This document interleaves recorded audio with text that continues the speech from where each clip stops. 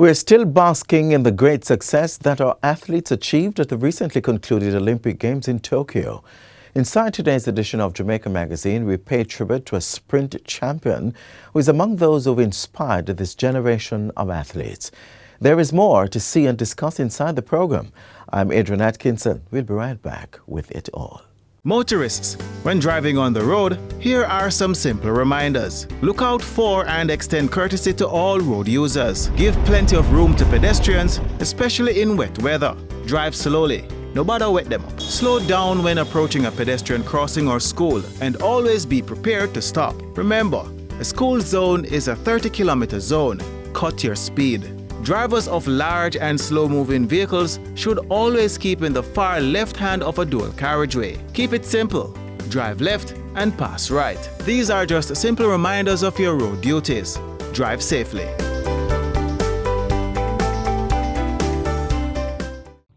Hurricanes can strike at any time. In the event of one, be prepared to act quickly.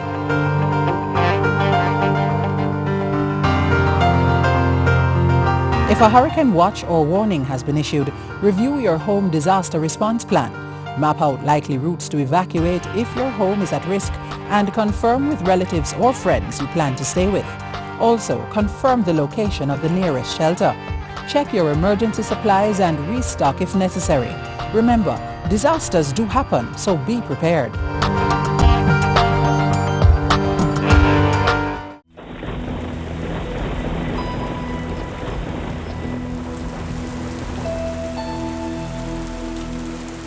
Every month of the year, there has been in our history some incidents of flooding that has taken place in some aspect of the country. And that is something that we have to take note of. Apart from monitoring and giving the forecast, we are also responsible for warnings. And so there are some warnings that we want you to take special heed to if you consider yourself to be vulnerable in any situation.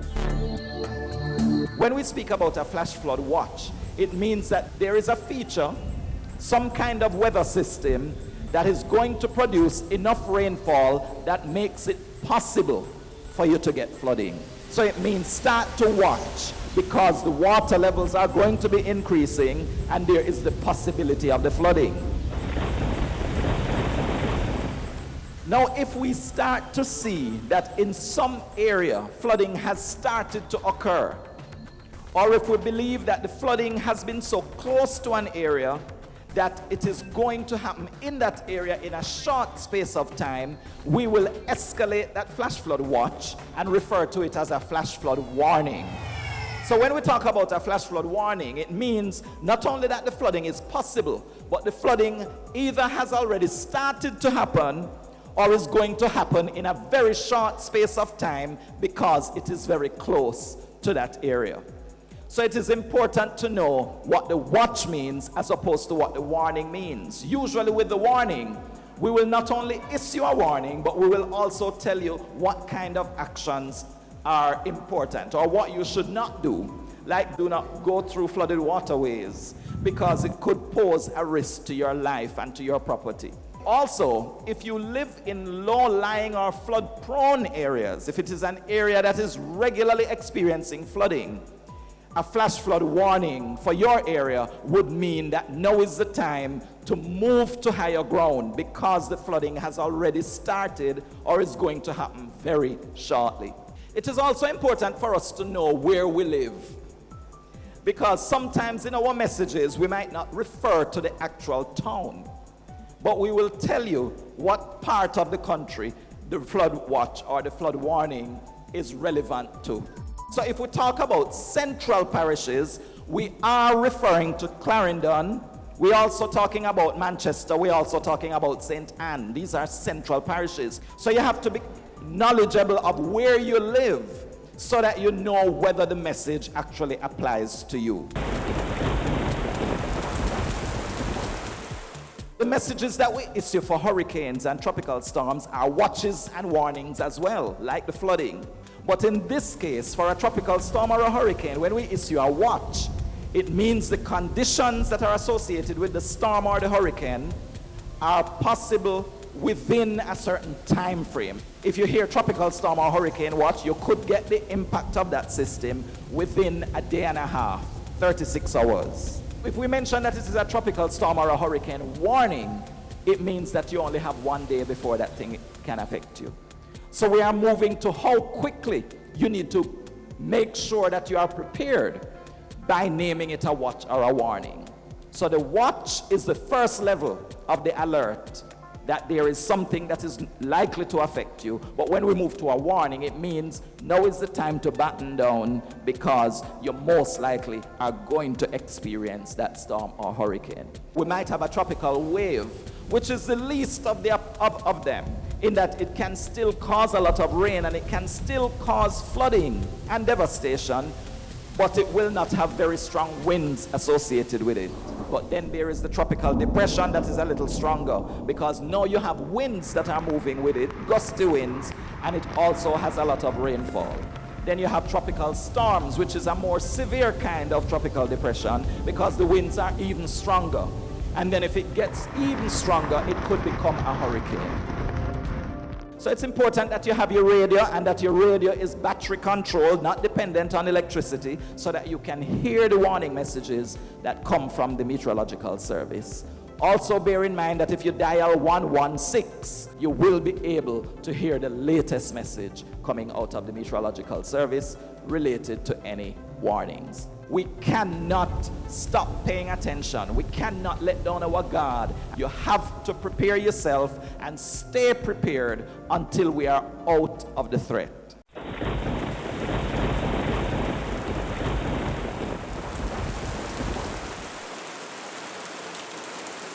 The following is brought to you by the Office of the Prime Minister. When your turn comes for the vaccine, please take the vaccine. It is absolutely important. For those who have hesitancy and fear, and all of that is legitimate, it's healthy. But I believe we have seen the vaccine at work. We know what the risks are. There are no riskless activities in life. We urge you to participate in the national program and get vaccinated. The proceeding was brought to you by the Office of the Prime Minister. Government is constantly making changes and implementing policies and programs designed to make Jamaica the place of choice to live, work, raise families and do business.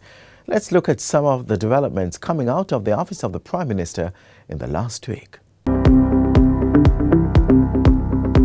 Prime Minister holds a town hall to discuss vaccination drive and commissions Port Authority vessel. Plus, Minister Warmington continues the assessment of roads. You're watching Jamaica House Weekly. I'm Anthony Morgan. We're not here today to say that vaccines are riskless activities.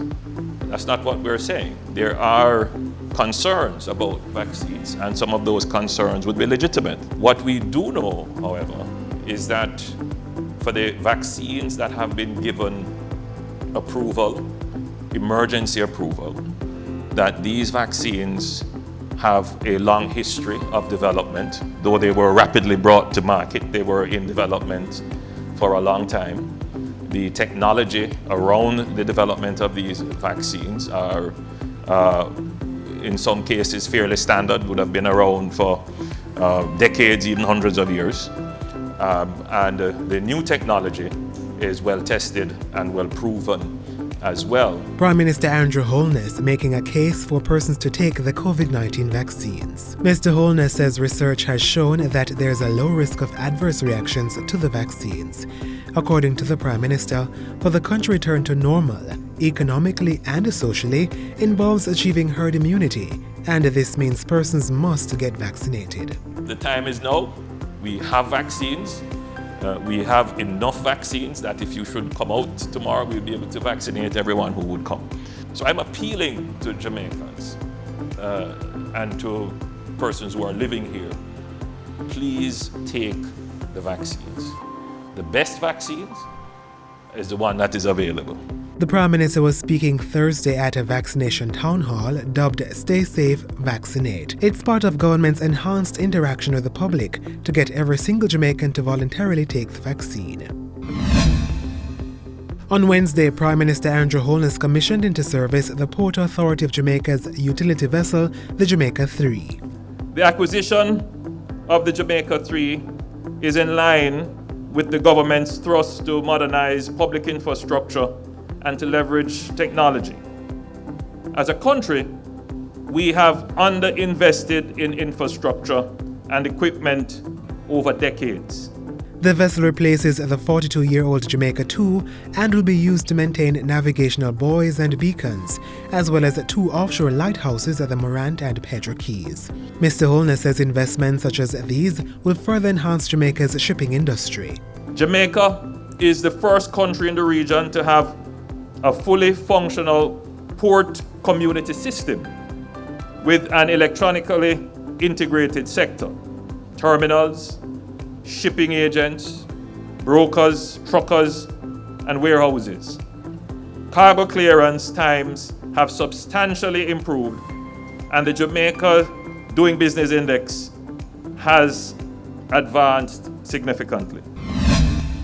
In the meantime, the Prime Minister says the Port Authority of Jamaica and the Ministry of Health are jointly working on protocols that will allow cruise ship operations to resume safely on the island.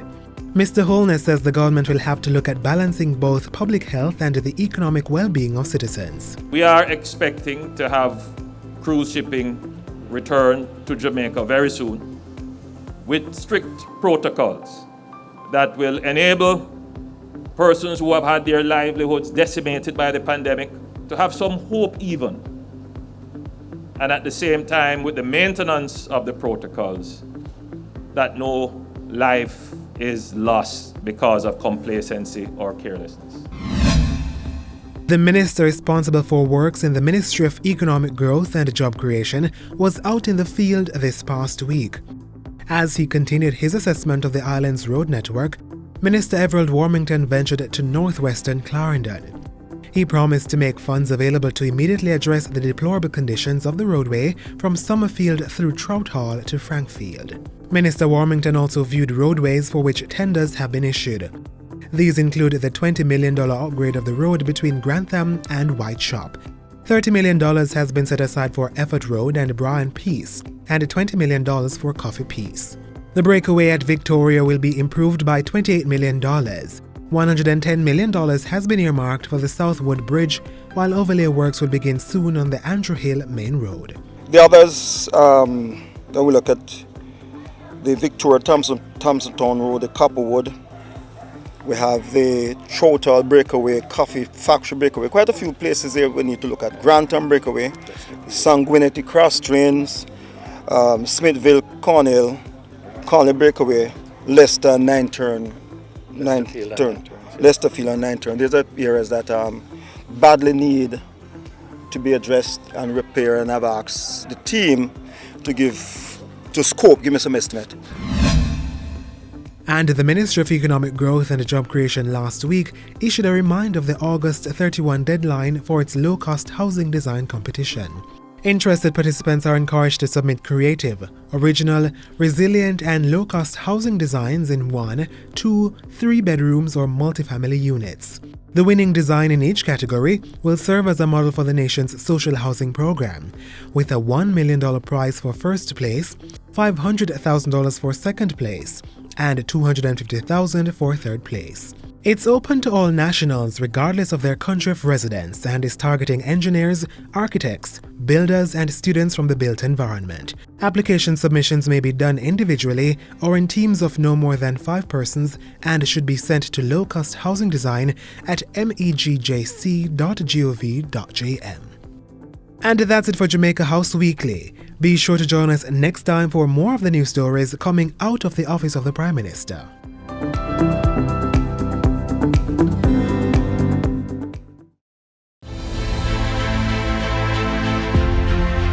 Informing. Jamaica today confirmed its first imported case of coronavirus.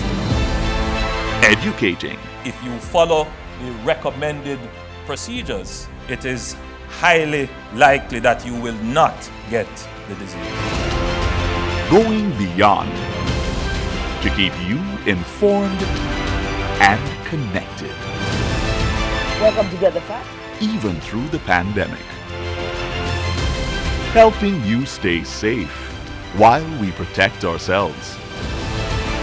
Dependable. Impactful. Accurate. This is your JIS News. Credible. Trustworthy. Every day, everywhere. Serving our customers proudly. Do you own land and need a title? Well, the National Land Agency NLA can help. Through the systematic land registration process, the NLA will assist residents to get titles in declared project areas across Jamaica.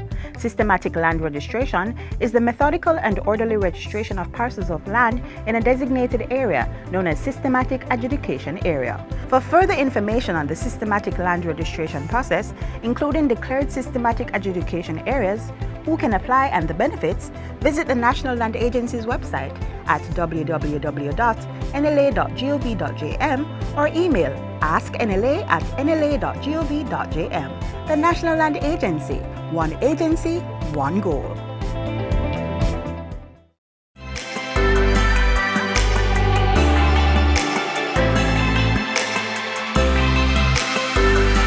The Office of Disaster Preparedness and Emergency Management are working closely with the municipal corporations and the various stakeholders that we are in a state of readiness.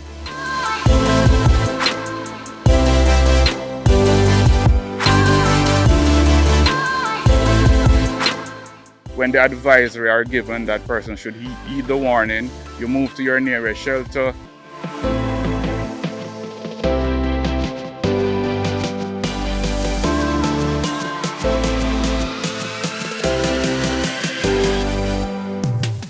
Have done extensive work leading into the hurricane season. The hurricane season is 6 months, as we all know, from 1st of June to the end of November. And so extensive work would have gone in way before June to prepare the country for any eventuality. We have started our shelter inspections as early as March, right across the parish. The various municipalities has been inspecting shelters, mobilizing resources, and continuing our program in terms of training of our volunteer corps. The section that is provided for families is a new innovation, and Clarendon must be commended.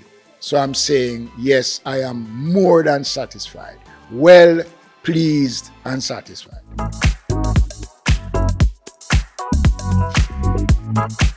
The question has been raised about isolations in regards to COVID-19.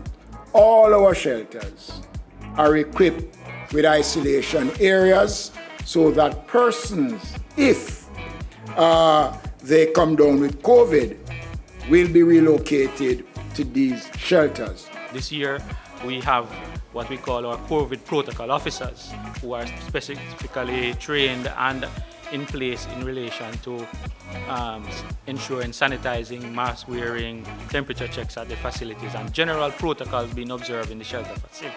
We have to pay particular more attention to the facilities as it relates to COVID, because we don't want to complicate matters within the shelters with persons who might be affected by COVID.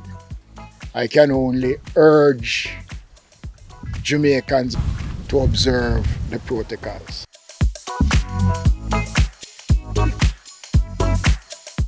Throughout this program, the ADPEM seeks to ensure a constant stream of emergency supplies, inclusive of relief items, emergency response supply items. These readily available response to emergencies and disasters such as flooding and earthquake.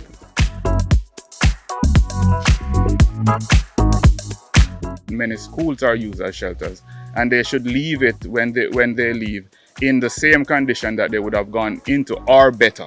So we take care of the facilities and ensure that we are leaving the schools in proper condition for our children who use it on a regular basis. In terms of taking care of our school plant, we have had, some experiences, negative experiences over the years, but we know that it is not the general desire of persons to destroy what is here. We just want to remind you, however, that we need our plan to be available for our children after the disaster would have passed. So if you do come, we are, of course, expecting that you are going to treat it as you would treat your own home. It would be unfortunate if the shelter managers are forced to evict anyone for violating the protocols that is set. And let me be frank with you right now.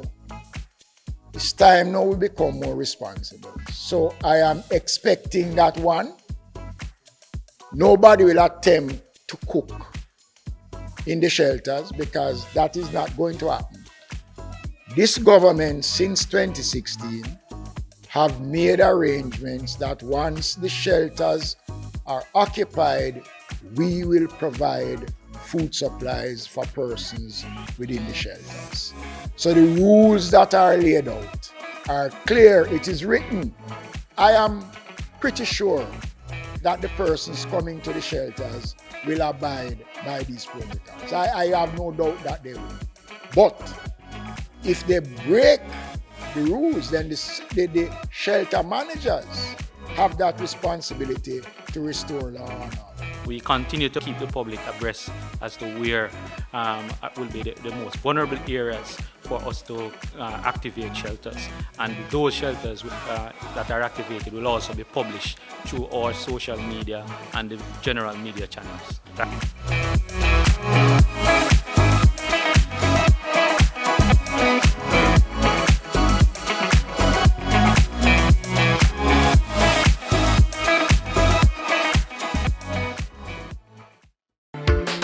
Did you know that finding out your blood type can reduce your risk of getting the wrong blood type during emergency operations or surgeries? Let you know if you're at a higher risk for certain diseases, like knowing that persons with type AB, A and B blood have higher risks for blood clots. And if you have a rare blood type, you could decide to store your blood for future use so you don't have to wait hours or days to find a match. So what are you waiting for?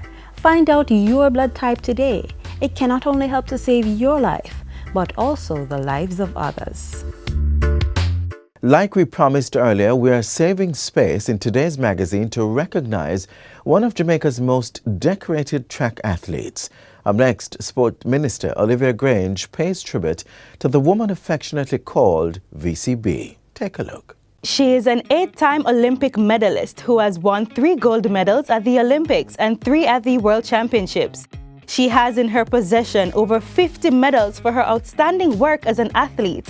Her career lasted over 2 decades, and the time has come for her to hang up her spikes.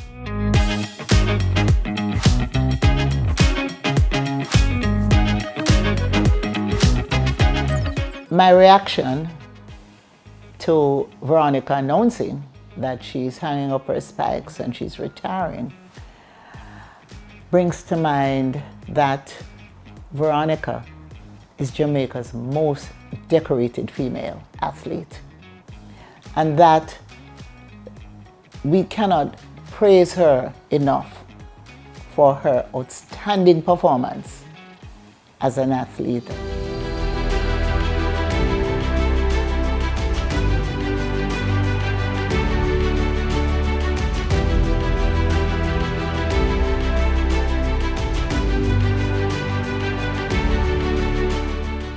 Veronica Campbell-Brown is a Jamaican track and field sprinter who specializes in the 100 and 200 meters.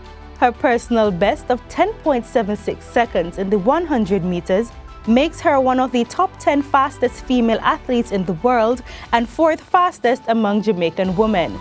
The athlete, whose career started at the Vertechnical High School in Clarendon, hails from the rural community of Clarkstown in Trelawney. At the age of 22, she represented Jamaica at the 2004 Athens Olympics, winning gold in the 200 meters. Her win made her the first Jamaican and Caribbean woman in the history of the Games to win a sprint Olympic title. VCB is a very warm individual, a humble individual. I mean, regardless of all the successes that she has had as an athlete, she was never spoiled. She never behaved like a prima donna. She's just humble, warm, and very Christian-like in her approach. She is always speaking about praying and giving thanks. And I think she's a great example as a Jamaican woman, and a Jamaican woman who has succeeded through hard work and dedication. I really, really wish her well. In 2019, VCB, as many affectionately call her, was honored by the government of Jamaica for her stellar work as an athlete. A statue of Veronica was commissioned along with statues of Usain Bolt, Asafa Powell, Shelley Ann Fraser, as Jamaica's tangible recognition of her performance.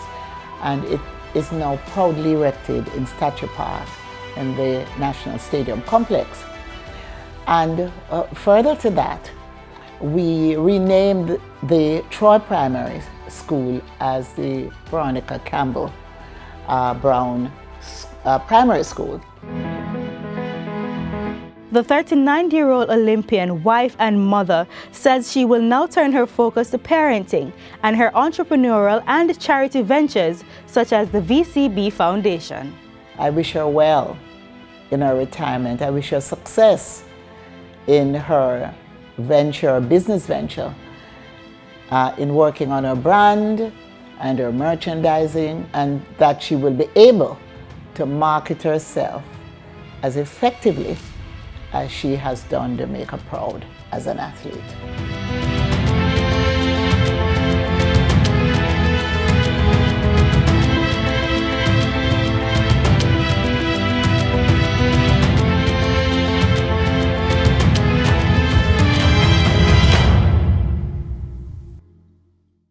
You've asked for it, and now it's here. The Jamaica Information Service has updated its mobile app. It's easier to navigate, loads even faster than before, talking about top speed, operates seamlessly across platforms, and we're a creative bunch, so it's much easier on the eyes. Now you have quick and easy access to news stories, television and radio features, and a variety of photos right at your fingertips. And you'll get push notifications when new content is uploaded. Download the app on your Apple and Android devices now and get news you can use. Jamaica Information Service, the voice of Jamaica on the go. And that's all the time we have for you today. It's always a pleasure here at the GIS to keep you updated with the latest happenings in Jamaica. If you missed us at the beginning of today's broadcast, no worries. You can subscribe to our YouTube channel to watch a rerun of this and other shows. Remember to like us on all social media platforms and visit our website, jis.gov.jm. Until next time, I'm Adrian Atkinson. Do take care. This has been a production of the Jamaica Information Service, the voice of Jamaica.